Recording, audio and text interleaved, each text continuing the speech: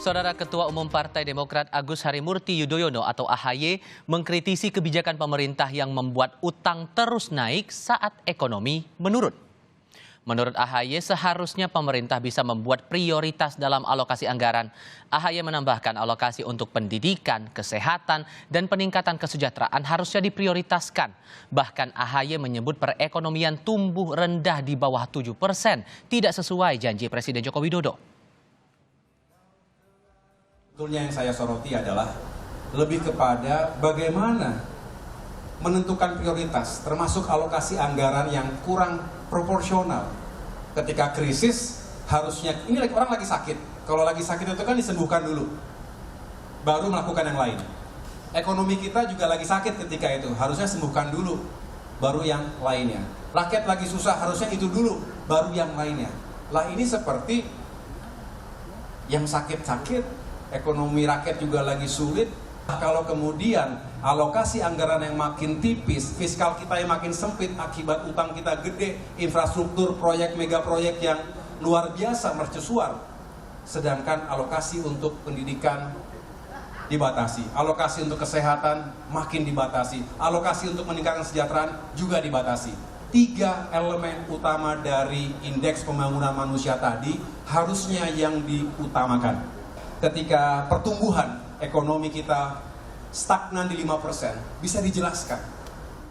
Belum lama AHY bertemu Puan Maharani di mana keduanya tampak akrab, namun tak berselang lama Ketua Umum Partai Demokrat itu kembali mengkritisi jalannya pemerintahan Joko Widodo yang merupakan kader PDI Perjuangan. Lantas apa makna kritik AHY hingga bagaimana kelanjutan pertemuan AHY dan Puan? Untuk mengulasnya sudah bergabung bersama kami kali ini Direktur Eksekutif Carta Politika Indonesia Yunarto Wijaya, Kepala Badan Komunikasi Strategis Partai Demokrat Herzaki Mahendra Putra, dan anggota DPR fraksi PDI Perjuangan Dedi Sitorus. Bang Dedi, Mas Toto, Mas Zaki, selamat sore, apa kabar? Selamat sore. Selamat sore, Mas. Terima kasih semuanya yang sudah bergabung. Ini ada 5 poin kritikan nih Bang Dedi untuk pemerintahan dari Ketua Umum Agus Harimurti Yudhoyono. Komentarnya gimana tuh? Saya kagum cuma 5, harusnya 500 ya. Oh ya? Karena kalau cuma 5 kan berarti belum banyak membaca data bahwa tidak ada pemerintahan yang sempurna, banyak persoalan yang dari zaman Republik ini merdeka sampai hari ini masih ada. Saya kira kalau cuma 5 kurang itu gitu. Jadi Pak AHY harus lebih banyak lagi nih baca data-data statistik kalau menurut saya. Terutama masalah ekonomi nih, ekonomi dan kesejahteraan rakyat yang paling disorot betul. Masalah pertumbuhan ekonomi tidak sampai target. Kemudian utang disebut ugal-ugalan. Itu gimana tuh? Ya di situ saya harus mengkritik AHY. Ya, saya harus mengkritik AHY karena AHY ini seolah-olah datang dari gunung, turun terus terbangun melihat situasi. Karena begini ya, kalau bicara pertama tadi soal katakanlah tadi apa yang pertama utang luar negeri ya? Oh ya, pertumbuhan ekonomi tidak sampai target. Gini, saya nggak tahu dia mau bandingkan sama siapa, tapi kita bandingkan sajalah dulu dengan zaman SBY lebih gampang. Zaman SBY itu pertumbuhan ekonomi kita 6-7%. Kenapa bisa begitu? Harga komoditas dunia itu melambung tinggi. Karena apa? Semua komoditas kita diserap oleh ekonomi Cina yang saat itu pertumbuhan ekonominya 11 sampai bahkan nyaris 14%. Otomatis ya presiden siapapun pada waktu itu bisa sampai 77%. Kenapa? Karena kita menghadapi booming yang namanya komoditas. Makanya saya masih ingat tahun 2014 orang-orang dari World Bank, dari investor dari luar negeri, ketemu kami dari tim transisi, mempertanyakan bagaimana ini kalau komoditas turun, karena menjelang akhir SBY pada tahun 2012 harga komoditas itu udah jatuh, karet jatuh, sawit jatuh, batu bara jatuh gitu ya. Nah, itu pun gitu ya, selama periode Pak Jokowi ya, kita harus akui ada gonjang-ganjing ekonomi dunia, tapi kita masih survive. Lalu yang kedua, ya, pada masa Covid, kita salah satu negara yang pertumbuhan ekonominya sangat impresif. Bahkan sekarang dengan 5%, itu di atas rata-rata negara di dunia. Hanya beberapa negara yang pertumbuhannya 5%, apalagi lebih. Ya, jadi soal pertumbuhan ekonomi itu Pak AHY menurut saya salah baca data. Kalau mau dibandingkan dengan janji, ini seperti ini ya. Misalnya begini, Anda naik pesawat, janji nyampe tiba di bandara pukul 15.00. Lalu ada yang namanya kendala cuaca sehingga tidak bisa pesawat mendaratnya 15 lewat 10 Ceritanya misalnya. delay begitu? Nah, delay dong. Nah, hal yang sama dengan pertumbuhan ekonomi. Niat itu, ya, rencana itu adalah 7%. Tetapi 7% itu tidak bisa datang dari langit. Kenapa? Dari mana datangnya 7%?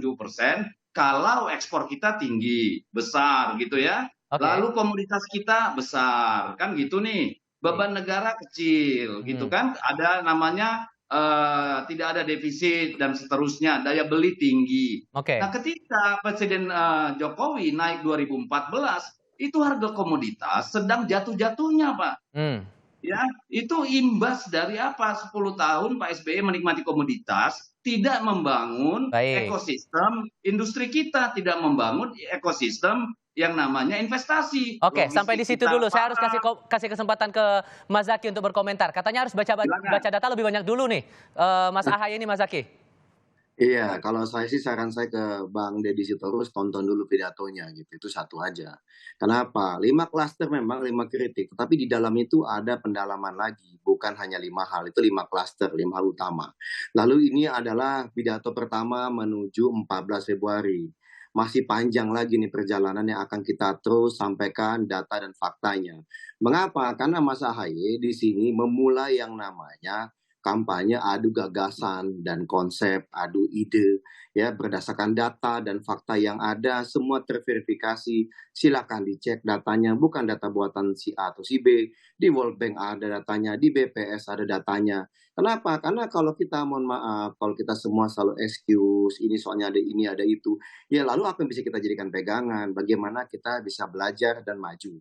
Itu satu. Yang kedua, kami kan diingatkan terus, memang beda nih tipikal kalau pemimpin kami, Pak SBY, dulu lalu sekarang Mas Ahaye. Memangnya Pak SBY itu mewarisi apa dari Bu Mega? Keadaan yang mudah. Enggak, masih ada imbas ya dari krisis ekonomi 97, 98, yang coba diperbaiki juga oleh era Pak Habibie, era Gus Dur, lalu Bu Mega. Tapi nggak pernah kita bilang, wah Bu Mega mah begini-begini. Enggak. Tapi inilah situasinya, 2004 seperti apa, ya kita hadapi, ya bagaimana caranya kita bisa optimalkan pembangunan itu buat rakyat. Gitu. Jadi salah kalau dibilang bahwa salah baca data atau keliru baca data? Enggak, data kita jelas kok. Mohon maaf nih, misalnya kita bicara mengenai pertumbuhan ekonomi, ya kita membandingkan dari apa lagi gitu satu. Yang kedua kita bicara mengenai APBN, ya. APBN kemampuan keuangan negara, era Bu Mega 2004 itu 400 triliun. Dalam 10 tahun kita alhamdulillah bisa meningkatkan kekuatan ekonomi kita sehingga menjadi 1.800 triliun. Sedangkan di era Pak Joko Widodo hampir 9 tahun dari 1.800 hanya berkisar 2.200, 2.300 saja. Kita 4,5 kali lipat. Mohon maaf, sekarang enggak. Itu aja. Itu kan itu data. Nanti kalau kita bilang ABC susah juga. Karena begini Mas, gini. Kita kan kalau misalnya sekolah telat gitu. Apa alasannya? Ya telat gitu loh, ya kan? Nggak bisa kita bilang ABC, ya emang telat kok. Karena data tidak bisa berbohong, kecuali ada yang suka lewis statistik ya. Nah, kemudian yang kedua kita bicara lagi misalnya tadi. Bicara tadi kan pendapatan per kapita. Karena Pak Jokowi ini kan Joko Widodo ini selalu bicara mengenai Indonesia maju, Indonesia maju. Indonesia maju itu pendapatan kita harus per kapita 11.000 US dollar per tahunnya. Nah, sayangnya sekarang ya, dulu di era Bu Mega itu 1.100. Di era Pak SBY setelah 10 tahun itu 3 kali lipat naiknya lebih gitu. Menjadi 3.600, 3.500 deh. Pak Jokowi dalam 9 tahun ini kan jangankan ini yang kan menurut saya jadi agak ngawur kan gitu kan. Yang dikritik itu kan pertumbuhan ekonomi. Ya, pertumbuhan ekonomi 5%, katanya itu dianggap rendah karena pemerintah ugal-ugalan. Mereka datanya bahwa pertumbuhan ekonomi dunia rata-rata 2,2% loh. Oke. Sebentar dulu. Tinggi, Bos. Gitu melihat perdebatannya ini, Mas Toto. Mohon maaf, keduanya. Mohon maaf, Bang Deddy. Mohon maaf, Mas Zaky. Sebentar dulu. Mas Toto, melihat keduanya ini berdebat dengan data begitu. Dan kalau kita rujuk lagi ke belakang, sempat ada hubungan yang terlihat tampak akrab begitu ya. Antara Puan Maharani dengan Ahaye waktu itu pertemuan di Senayan. Dan kita korelasikan dengan kritik yang terlihat sekarang. Gimana tuh? Gini, saya merindukan perdebatan seperti ini ya. Ini perdebatan khas negara yang sudah berkembang demokrasinya, ada dialektika di situ. Malah saya agak serem kalau tadi ada pertanyaan kan sudah adem-adem aja, akur-akur aja kok tiba-tiba berdebat. Salah, malah berbahaya kalau salamannya antar elit itu kemudian mengeliminir perdebatan hal-hal terkait dengan policy.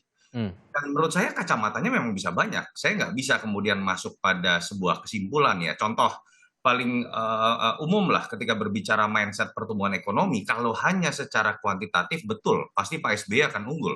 Pertumbuhan ekonomi beberapa tahun ada di angka 6%, di average pun pasti lebih tinggi. Tapi ketika berbicara misalnya dalam konteks komparasi pertumbuhan ekonomi global dengan situasi yang berbeda, dulu China 10% lebih ketika kita mencapai angka 6%. Atau ketika bicara secara kualitatif misalnya, faktor penyumbangnya memang dulu adalah karena ekspor bahan mentah, karena ada booming komoditi misalnya. Itu yang malah kemudian misalnya menjadi kritik dari sebagian ekonom terhadap pemerintahan SBY. Pertumbuhan ekonomi tinggi, tetapi kenapa kemudian tidak beranjak dalam konteks ketergantungan terhadap ekspor bahan mentah. Misalnya ya, atau kemudian ada yang masuk lagi mengatakan pertumbuhan ekonomi tinggi, tapi inflasi di zaman SBY selalu lebih tinggi.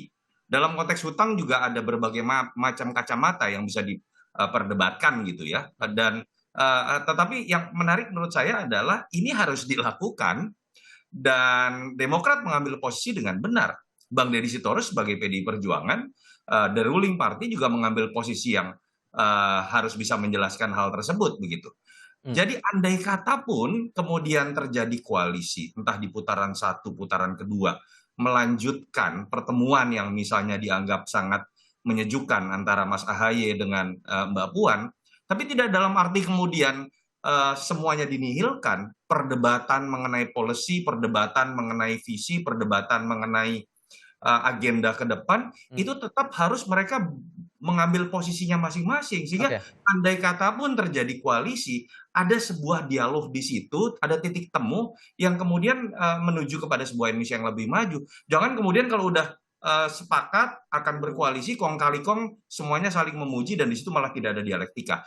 Ini yang saya rindukan. Jadi harusnya Kompas terus memancing nih dialog antara Bang Deddy dengan Bang Herzaki untuk berbicara substansi seperti ini. Makanya kita pancing sekarang nih untuk ngomong nih apa komentarnya begitu kan ya. Oke, kita akan lanjutkan lagi diskusi termasuk ini juga yang sejauh mana kemudian kritikan ini akan berpengaruh pada bentuk komunikasi politik antara kedua partai. Karena sebelumnya sudah ada pertemuan antara Puan dengan AHY, bagaimana kemudian komunikasi ini akan berlanjut. Nanti kita akan diskusikan lebih lanjut selepas jeda berikut. Termasuk kami juga akan hadirkan informasi Presiden Joko Widodo yang menghadiri Rakernas Relawan Arus Bawah Jokowi di Bogor, Jawa Barat sore ini. Lebih lengkap selepas ini.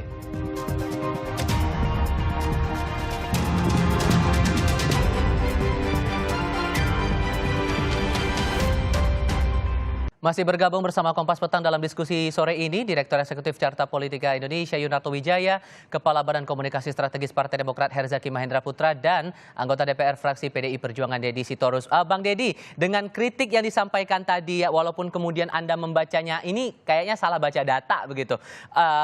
Apakah ini akan mengganggu komunikasi politik antara PDIP dengan Demokrat yang sebelumnya sempat dilakukan di Senayan waktu itu? Ya. Pertama sebelum soal mempengaruhi hubungan ya, ini kan kita bicara soal kritik dulu dan ini kan hal yang lumrah. Yang saya maksud salah membaca data itu adalah tidak meletakkannya dalam konteks. Misalnya dalam konteks pertumbuhan ekonomi.